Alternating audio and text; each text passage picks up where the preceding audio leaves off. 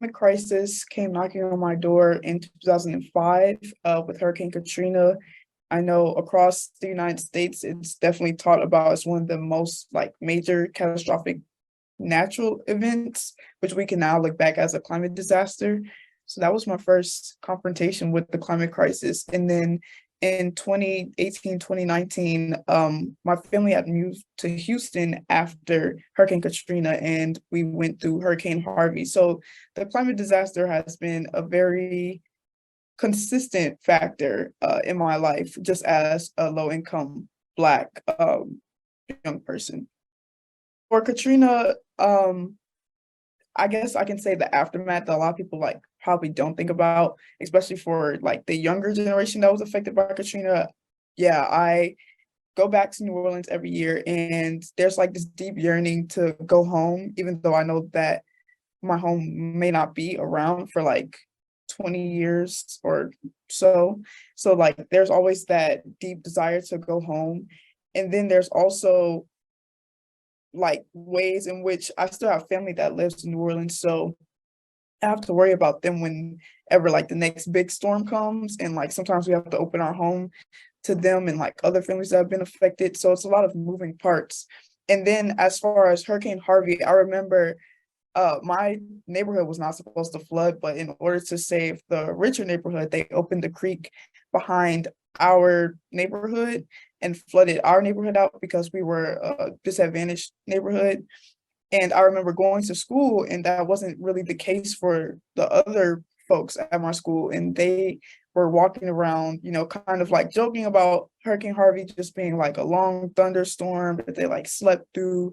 And like, you know, their power went out once or twice, whereas like my house actually flooded. And I was like having to grapple with that in middle school and, you know, still carry on with business as usual. So there's a lot of different ways that we see the climate crisis affect people differently. And like these people that went to my school were like a couple of like neighborhoods away. So it's like just to give you the scope of how these things happen and how they have effects, different effects on everyone. Off the bat, my experiences with the climate crisis didn't exactly come up to me as climate change until Hurricane Harvey, at least just thinking about how there was talk in like, you know, the news and like school talking about how climate change was going to make, you know, storms worse and like more frequent. And then seeing it play out in real time really made me at least really start talking and thinking about climate change. And then it was in 2019 when I actually began my activism with just like the youth uprisings. I felt really inspired, and like I saw how inactive the Texas government was and like how they were targeting certain groups, certain socioeconomic groups as expendable during these climate disasters. And I thought that they needed a comprehensive climate action plan, which we pushed to do in Houston.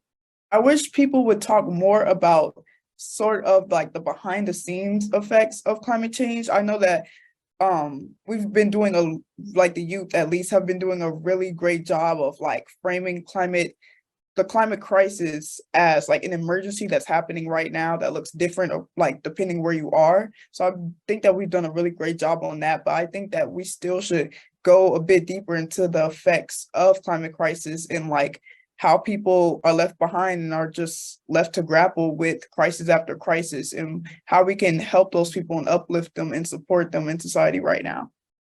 Definitely push for more youth to get involved in the movement. It's an ever-growing movement, and we need any and everyone, no matter what your abilities are. They can definitely be used to whether, you know, start conversations about climate change, get other folks involved, be outside, taking action and protests, going to city hall, councils, becoming political organizers or like community organizers, doing mutual aid. We definitely need everyone. We need to show up for everyone, and we need to make sure that we are wholeheartedly confronting this crisis as a strong front.